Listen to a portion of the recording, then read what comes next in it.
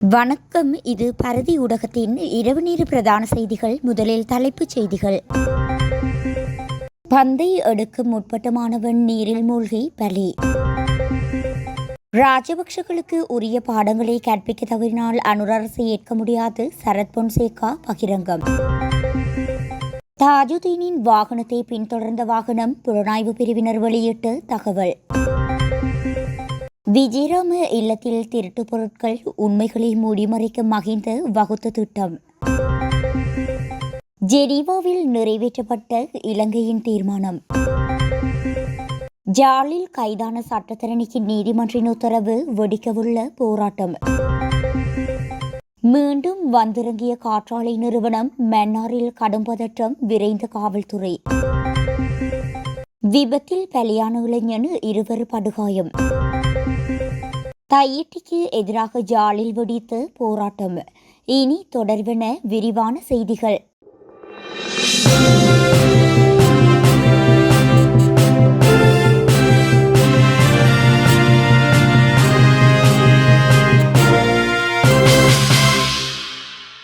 டிக்வில்ல பகுதியில் உள்ள பாடசாலையொன்றின் நீச்சல் தடாகத்தில் மூழ்கி பாடசாலை மாணவர் ஒருவர் உயிரிழந்துள்ளார். குறித்த மாணவர் தனது நண்பர்களுடன் கிரிக்கெட் விளையாடிக் கொண்டிருந்த போது பந்து தற்செயலாக நீச்சல் தடாகத்தில் வீழ்ந்துள்ளது.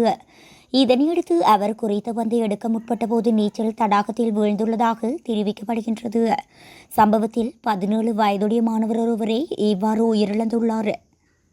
ராஜபக்ஷகளுக்கு எதிராக நடவடிக்கை எடுத்தால் மட்டுமே இந்த அரசாங்கம் நாட்டை அபிவிருத்தி செய்தது என ஏற்றுக்கொள்ள முடியும் என்றும் முன்னாள் இராணுவ தளபதி ஃபீல்டு மார்ஷல் சரத் பொன்சேகா தெரிவித்துள்ளார். ஊடகங்களுக்கு கருத்து தெரிவிக்கும் போதே அவர் இவ்வாறு தெரிவித்தார். மஹிந்த ராஜபக்ஷ உள்ளிட்ட ராஜபக்ஷகளுக்குரிய பாடங்களை கற்பிக்க தவறினால் தேசிய மக்கள் சக்தி நாட்டை அபிவிருத்தி செய்ததாக ஏற்க முடியாது என குறிப்பிட்டுள்ளார்.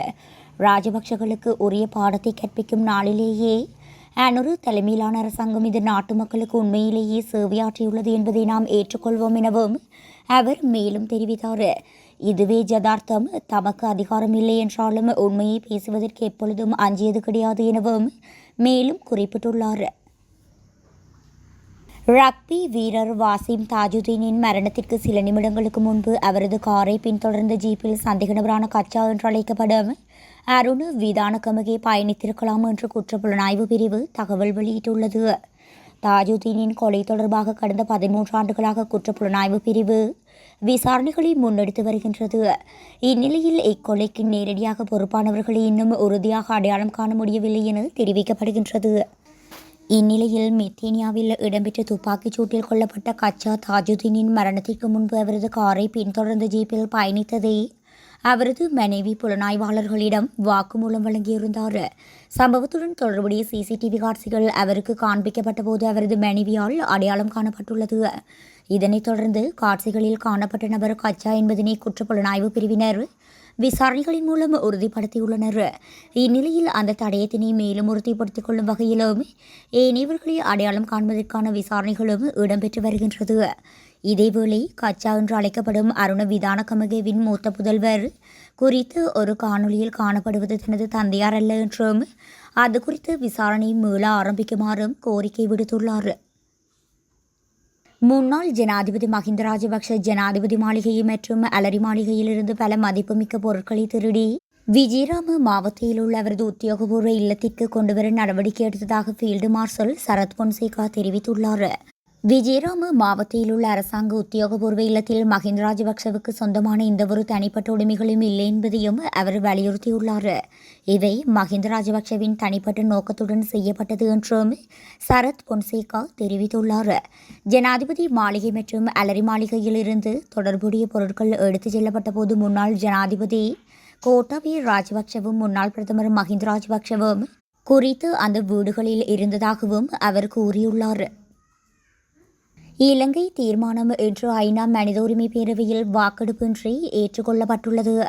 இந்த பிரேரணி வாக்கெடுப்புக்கு விடப்பட்டால் வெற்றியளிக்கும் வகையில் பல நாடுகளின் ஆதரவு இருந்தாலும் வாக்கெடுப்பு இன்றி ஒருமனதான நிறைவேற்றுமாறும் இணை அனுசரணை நாடுகளின் சார்பாக பிரித்தானியா விடுத்த அழைப்புக்கு ஏற்ப வாக்கெடுப்பு இன்று ஏற்றுக்கொள்ளப்பட்டுள்ளது.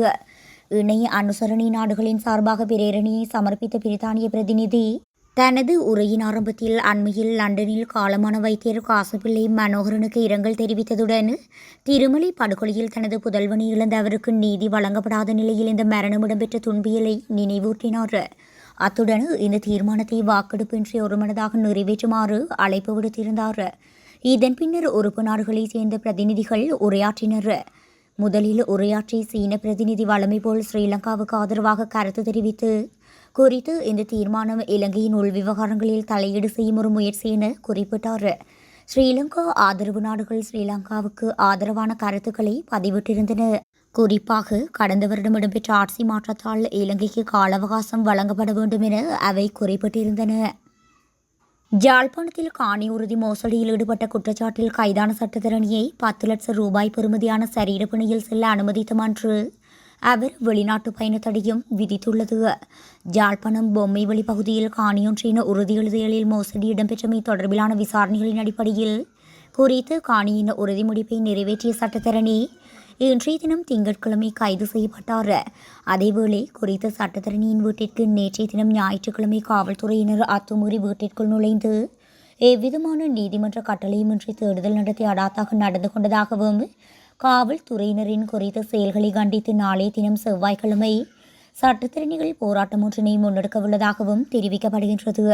அத்துடன் யாழ்ப்பாணத்தில் இடம்பெற்ற காணி மோசடி வழக்குகளில் சில சட்டத்திறனிகள் நேரடியாக தொடர்பு பட்டுள்ளமை விசாரணைகளில் தெரியவந்துள்ள நிலையில் அவர்களை கைது செய்வதற்கு தாம் நடவடிக்கைகள் எடுத்துள்ளதாகவும் காவல்துறை தரப்பினர் தெரிவித்துள்ளனர். மன்னாரில் காற்றாலை அமைப்பதற்கு மணல் ஆய்வு மேற்கொள்ள வந்த நிறுவனத்திற்கும் அப்பகுதி மக்களுக்கும் இடையில் முரண்பாடு ஏற்பட்டுள்ளது. குறித்த சம்பவம் மன்னார் பேசாலை கிராமத்தின் தென்பகுதியில் சற்று முன்னர் இடம்பெற்றுள்ளது. இதனால் குறித்த பகுதியில் மிகவும் பதற்றமான சூழல் உருவாகியுள்ளது.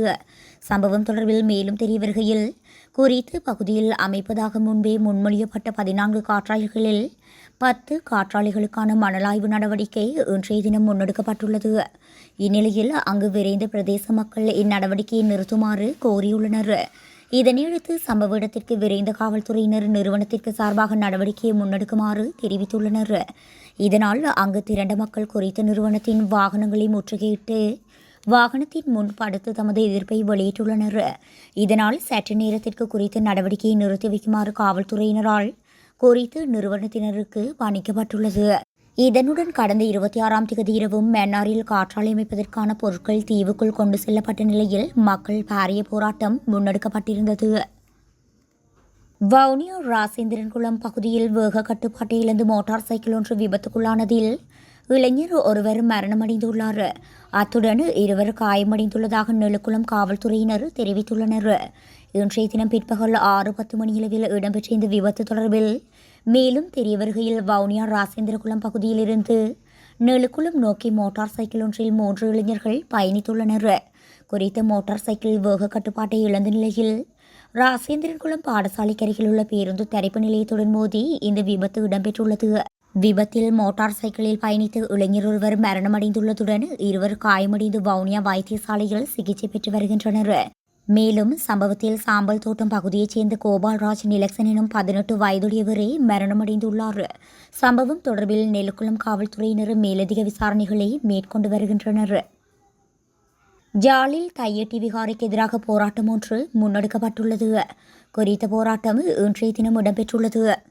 ஜாழ்ப்பாணம் வலிகாமம் தையட்டி பகுதியில் அமைந்துள்ள திசை விகாரைக்கு எதிராக இந்த போராட்டம் முன்னெடுக்கப்பட்டுள்ளது.